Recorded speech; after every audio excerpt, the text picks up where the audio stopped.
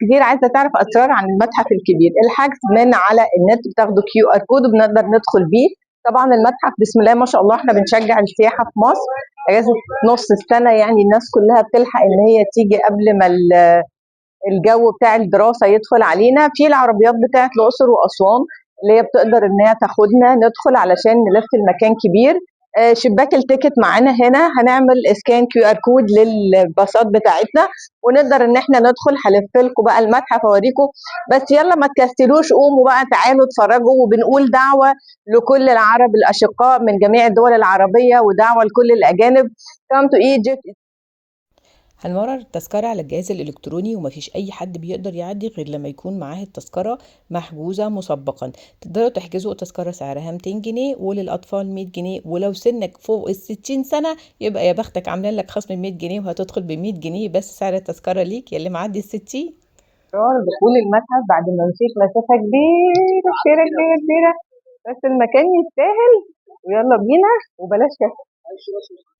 من حيث اختيار المكان على بعد خطوات ما بين الأهرامات كيلومترات بسيطة. أول ما هندخل يا لها من جمال وروعة، هنقف قدام تمثال رمسيس الثاني نحييه ألف تحية على الجمال والفخامة والعراقة والأصالة.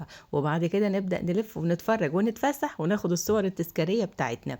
مش عايزة أقول لكم المكان تحفة قد إيه، ولا الأجواء تحسوا إن أنتوا فخورين جدا عند المسلة وألف سلام وتحية.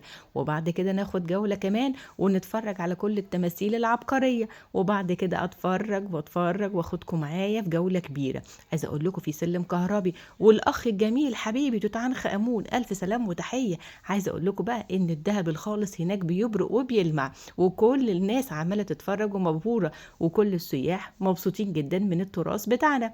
عايزه اقول لكم كل حاجه محطوطه في ازاز محفوظه جدا. مش عايزه اقول لكم المكان روعه قد ايه. يلا بينا، انتوا لسه ما رحتوش. عايزه اقول لكم بقى على حاجه مهمه جدا، في سلالم كهربائيه وفي اسانسير زجاجي للVIP تقدروا تدخلوا تتفسحوا فيه. هنا بقى قررت ان انا اطلع السلم الكهربائي اللي حكيت لكم عليه. يلا بينا.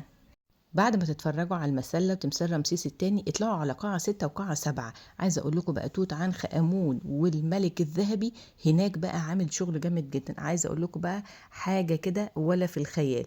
هنا بقى النيل والمجرى المائي وبيحكي قصة نهر النيل بتاعنا وحاجات كتير ومعلومات كتير قيمة. هسيبكم تروحوا وتجربوا، بس انا كده جبت لكم الخلاصة والمفيد.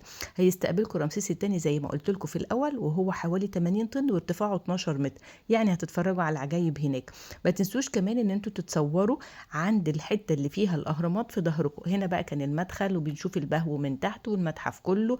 وعايزه اقول لكم على حاجه، كل الناس كانت عماله بتتصور بشكل بقى ايه مش قادره احكي لكم.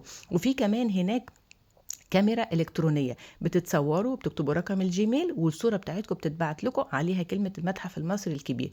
هنا بقى كانت النهاية وهقول لكم باي باي. وده كان الاند بتاع المتحف جنب متحف المركبات، وكانت هنا التماثيل في الآخر والنافورة الجميلة دي. وكل سنة وانتم طيبين، استنونا في ريفيو تاني.